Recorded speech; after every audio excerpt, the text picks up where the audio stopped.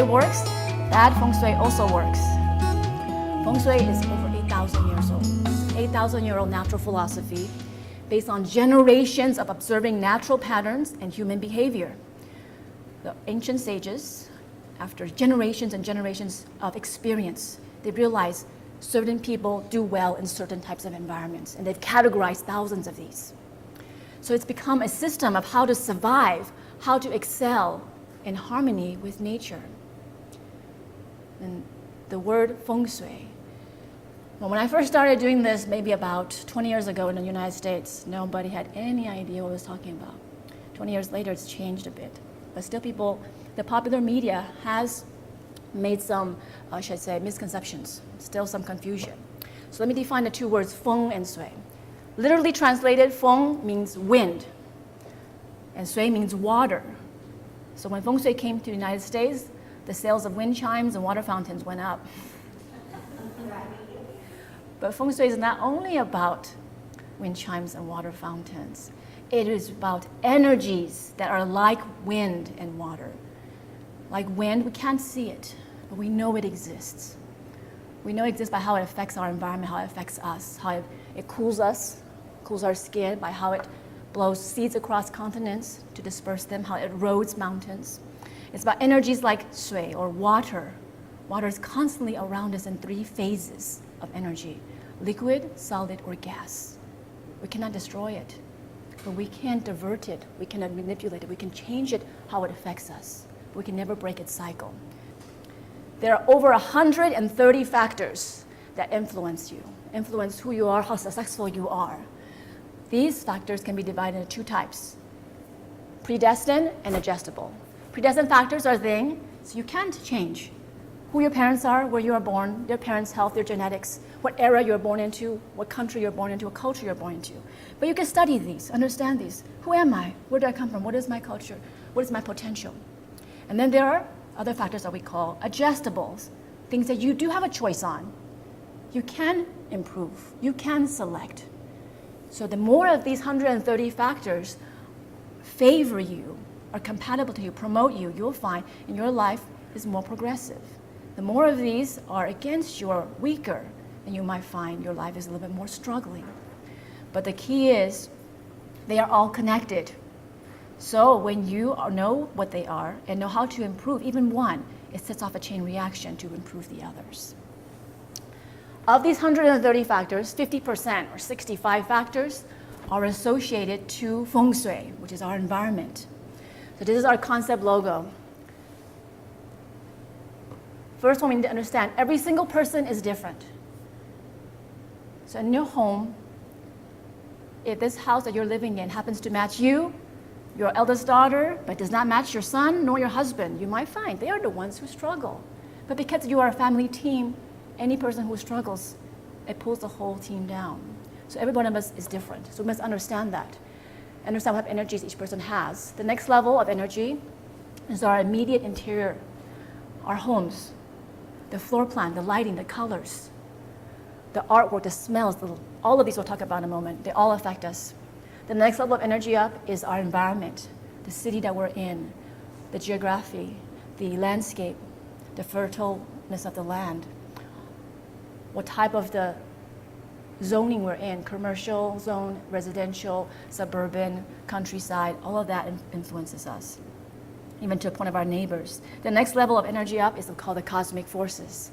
The planets affect us. We don't always realize that because they're so far away, but their cycles have a very powerful effect. And every year they have a different shift of position that affects us differently. So likewise, we have to make adjustments all the time. So you can see in the center, Feng Shui is about how to align yourself with all these different levels of energies so that it supports you the most. Feng Shui is based on the idea, the concept that everything around us is made of energy. In Chinese, they call this energy force qi. You might hear it as prana in Indian, or you might hear it as ki in Japanese. Or in English, it's called the field or life force. So although everything is made of molecules, atoms, what is really holding them together essentially is an energy force. The next one is we call the yin-yang theory of balance. Everything must return to a state of balance. When things are not in balance, in returning to it, things must happen. And sometimes it's very uncomfortable for us in our life.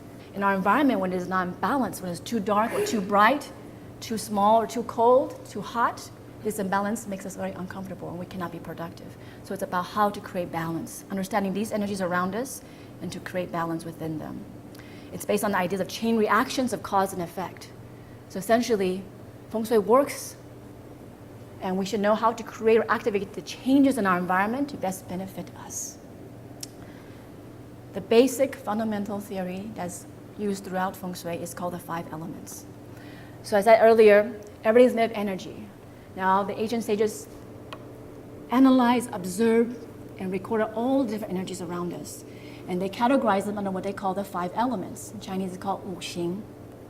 And these 5 elements are water, wood, fire, earth, and metal.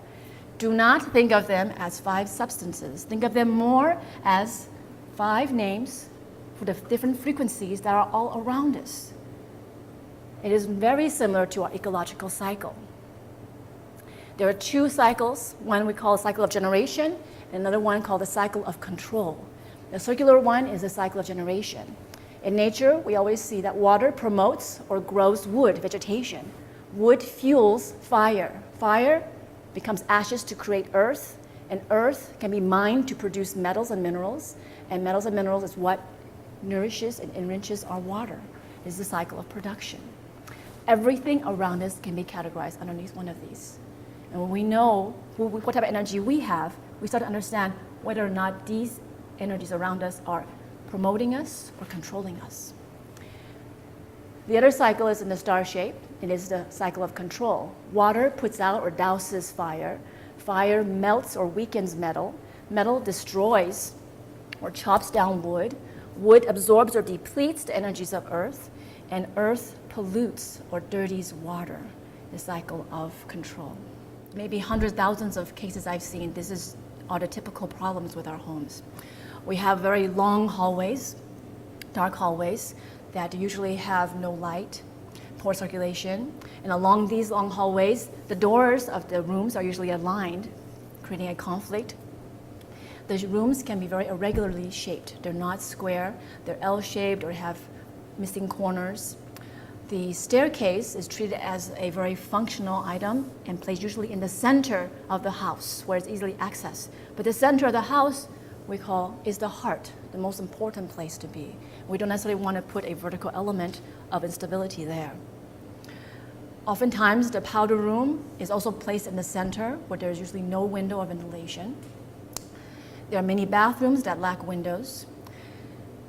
The rooms, the spaces are not very well proportioned, so there's not very good spaces to put a bed or a desk. There are bedrooms over rooms that have functions that should not have, like the kitchen and the garage, that have no bedrooms over, very unstable rooms beneath them.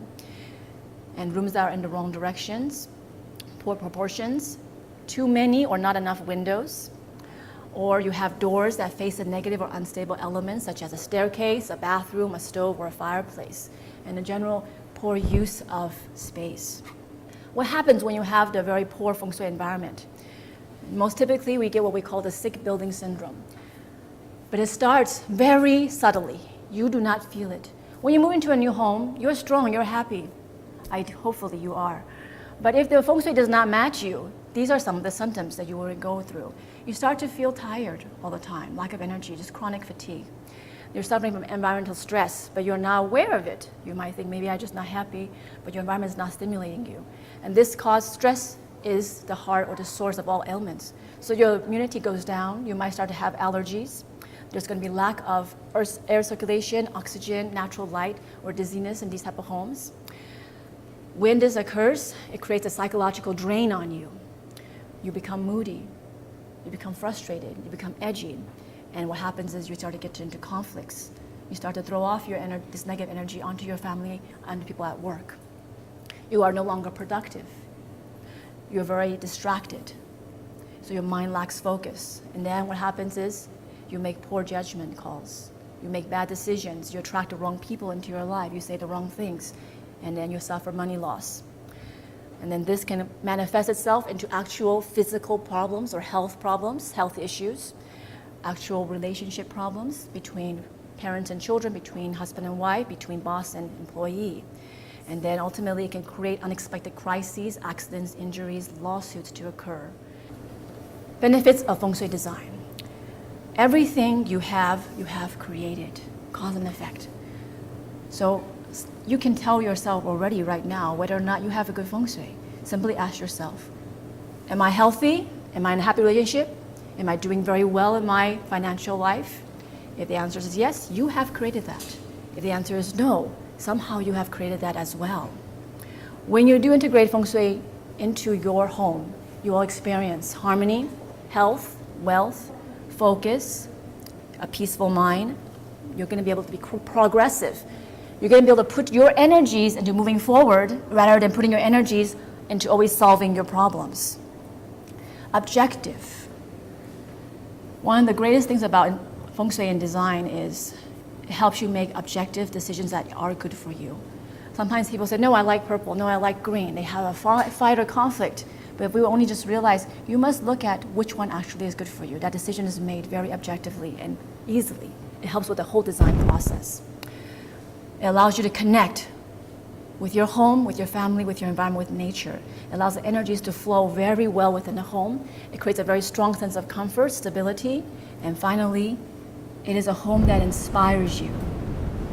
So it's one thing I always ask my clients.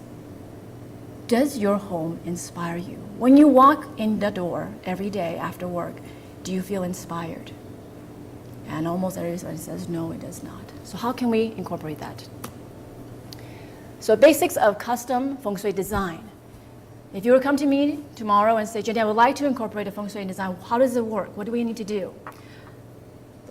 First of all, we need to create what we call a program for you. I would sit down and interview you and your family members. We would write down your life goals for each person. And this will vary depending on where you are in your life. So we find out what type of lifestyle you would like to live, what type of desires you have. And we'll list the functions and activities you want in your home. Then we customize it. Every single person, as I mentioned, has their own energy. There have been many, we call empirical charts used for many generations, how to calculate your family's member based on their birth dates. So we get their birthday information, we can calculate generally, what are the elements that promote them of the 5 elements. Then we identify what each person's most compatible directions are. So we would customize all of the colors, materials, as we'll see in a moment, based on your orientation and your personal promoting elements.